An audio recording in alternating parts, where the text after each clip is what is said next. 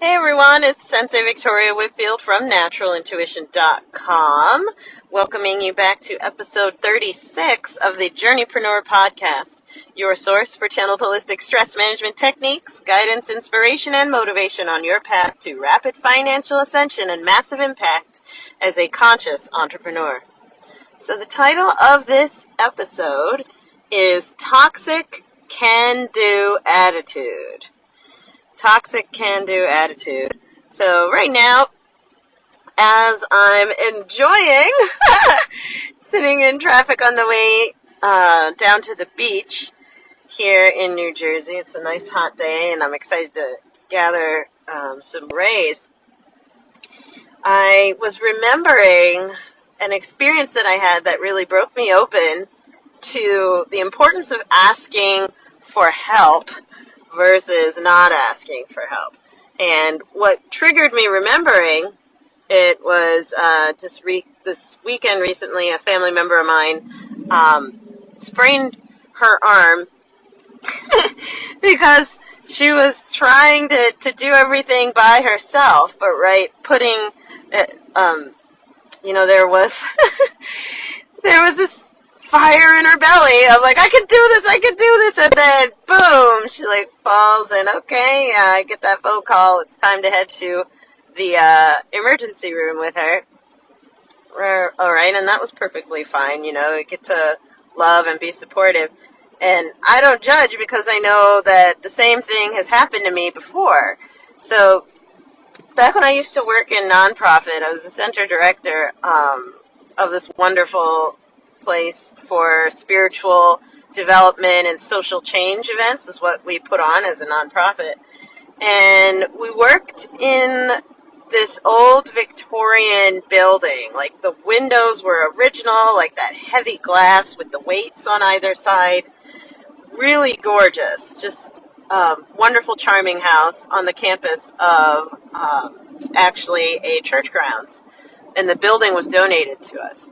So here in New Jersey, more often than not, the summertime gets super hot and sticky. That's why I'm heading down to the beach right now.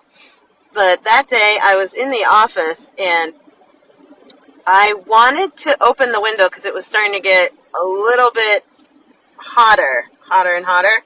So I could have asked, someone to do it for me. I could have called the maintenance guy to say, hey, can you open the window? These are pretty heavy windows, and they're delicate and gorgeous. Maybe around 30-40 pounds of glass, right? Even with the ripple in it. If you've ever been to historic homes, how some of the original blown glass windows have those little ripples in it, the bubbles from being handmade. But for some reason this time, I decided, this isn't that hard. I deadlift. I should be able to open this window, no problem. And it had been repainted several times. So, sometimes the multiple layers of paint can kind of stick and get tacky when it's humid out, like a similar day like this. So I jiggled it, to help release all the tacky parts, and then pushed up. And this is when things went from good to, oh no. I heard a snap, and then all of a sudden, wham, the window fell down because the weight had broken on the side, and all 30-40 pounds of glass fell on my hands and pinned my fingers between those two gigantic window panes. I don't know if you've ever hurt your hands before, but let me tell you, there's a lot of nerve endings. It was so painful that I was in shock at first. All the blood went out of my throat, so I couldn't even make a sound. I was just kind of frozen there for a moment. And so here I am trapped in the window, and eventually I'm okay, jiggling, trying to I can't break free. Literally, I'm pinned. My bones were pinned between these two huge, gorgeous windows. And Eventually, I was breathing, and my blood finally went back to my throat, and then I started screaming, help, help, get me out of the window. And it took maybe about a good 7 minutes before I was even able to scream. So finally, someone came by, who's elderly, actually. It was the beautiful, beautiful man, the executive director of the nonprofit, found me. He's like, oh my God, Victoria. And he's trying, with all that he can to push it up. And he has a bad back. So, we're both struggling. And there was, at first, as this was happening, I'm like, oh my God, someone needs to save me. Someone needs to save me. He's pushing and pushing. And something's switched in my mindset where I thought to myself, out of nowhere, because I thought about all the things I want to do in my life and all the people that I care about. I'm like, oh no, I'm coming out of this. I'm coming out of this some way. And so in that moment, he happened to push the window really hard to jiggle it. And I'm sorry, this is graphic. I ripped my hands out. Looked through my fingers, I could see the white of the bone, and then fainted from the shock of that, splitting my glasses now. So I didn't have insurance with this position. I mean, I love working at nonprofit, but the benefits, didn't really have any. So I was actually now not only able to work, right, because I use my hands, but now I can't even see. I'm legally blind without my glasses. And so, while I was laying on the floor and he's calling 911 and, gently talking, all right, stay calm, Victoria. I'm calling the ambulance. Put your feet on the ground, push down, breathe into your belly, calm yourself. Because I started to go even worse into shock, shaking from the amount of pain, and then freaking out of, oh no, I can't support myself. That was the day that I realized that my work ethic is what put me in the hospital. My work ethic is what put me in the hospital. I'm thinking to myself, I can do this. I can do this. I can do this. I can totally open this window. No problem. If, I put my mind to it, I'll be able to open the window. I had a window of opportunity, I'll put it this way, to ask for help and decide, although I could, if I strained myself, open that window, I could have, in that window of opportunity, asked for help, asked for someone who knows the building to handle it. But in that moment, I missed that window of opportunity. I was irresponsible with my body and with the limits of my body. And I had what I now call a toxic can-do attitude. Now, there's something, it's not like I'll ever be 100% cured from this because I'm very driven. You and me both. I know if you're listening in, you're a driven person as well.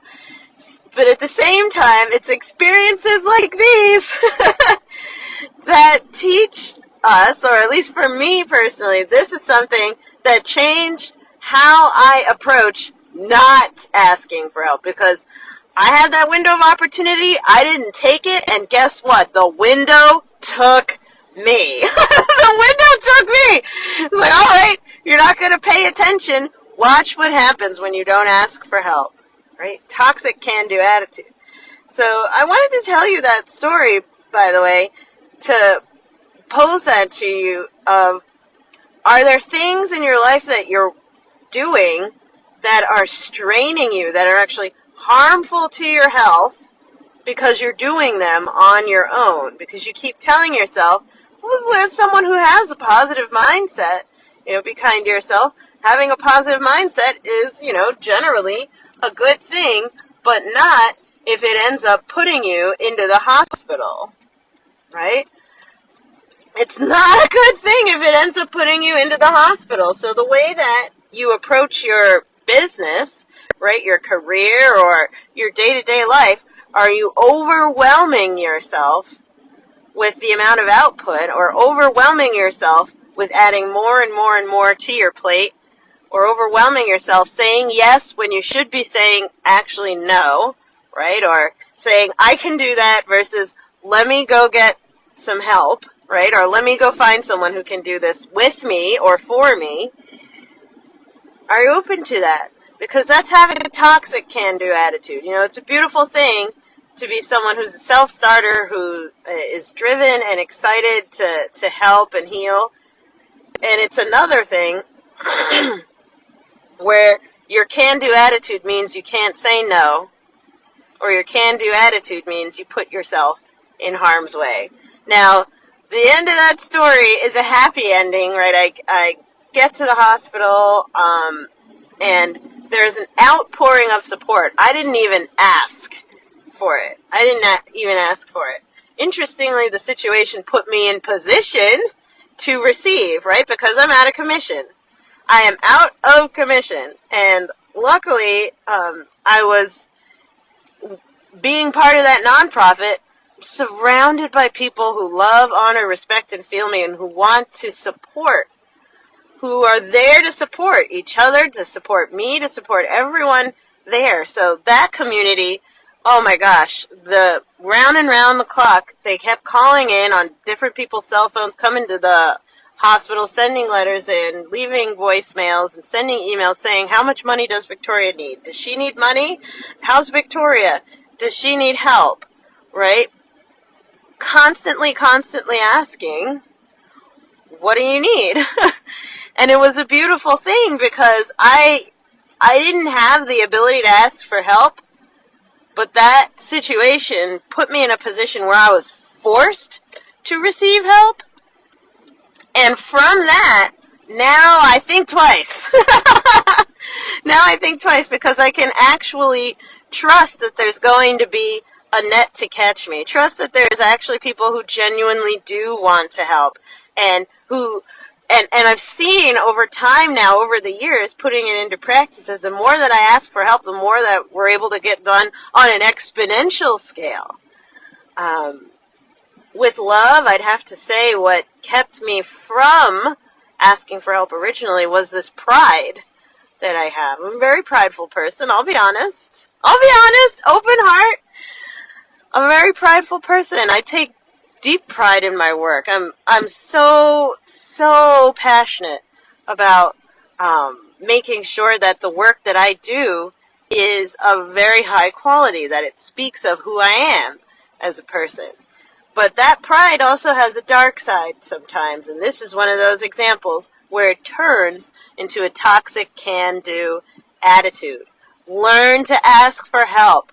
Don't miss your window of opportunity to ask for help when you are going into this next thing that may, take a lot out of you, because if you miscalculate, right, that window is going to come for you. And this year in particular, I took my family member to the hospital this weekend, and she's fine now. It's just a sprain. She's much better. But even another one of my clients, her same thing, toxic can-do attitude. I visited her in the hospital as well, being exposed to all the chemicals in her environment after her immune system was compromised, because she's a hairdresser, right? But she got sick, thought she got better, went back to work, and then holy cow, got even worse. So went to visit her in the hospital talking this through. Don't let this be you, everyone, please. Make sure that you watch out. If you're a driven person, watch out for that toxic can-do attitude. Okay, so as you're listening to this, are you thinking to yourself, yeah, I'm stressed out. Yeah, I have a lot on my plate at work, but I don't know if I have a toxic can-do attitude. If you have to ask, please come to naturalintuition.com, click on the contact button, hop on the phone, let's talk this through. Let's assess your situation. Because the last thing you want to do is work yourself so hard that you're in the hospital, missing out on your family's lives, right, and events with your friends, all because you couldn't say no, right, or you couldn't ask for help. It's simple practice. It's easier said than done. Let me tell you, I know firsthand. It's definitely easier said than done. But with love, it is so much easier said and done together. So go ahead to naturalintuition.com, click on the contact button or on the retreats button so we can work through clearing that out of you in person at our next multi-day live retreat up in Lenox, Massachusetts, I believe is the next one coming up. So go check that out at naturalintuition.com. So I want to thank you so much for tuning into this podcast. I hope my story didn't scare you too much. Right? I share it with love to serve. I want you to know that life can get easier as you serve more people, right? Don't lose your glow as you grow yourself and your business. Make sure that you're taking steps to enjoy the journey. And if you aren't yet, please reach out and let's talk about working together. All right, so looking forward to hearing from you. Make sure you hit that like, share, subscribe button. Thank you so much for your support if you have already. And we'll see you in the next one. Bye for now.